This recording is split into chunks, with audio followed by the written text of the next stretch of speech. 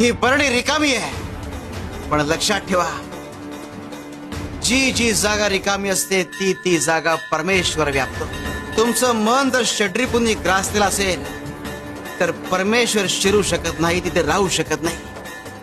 त्याकरता तुम्हाला तुमचं मन षड्रिपू विरहित करावं लागेल, रिकामं करावं लागेल परमेश्वराला सामावून घेण्यासाठी.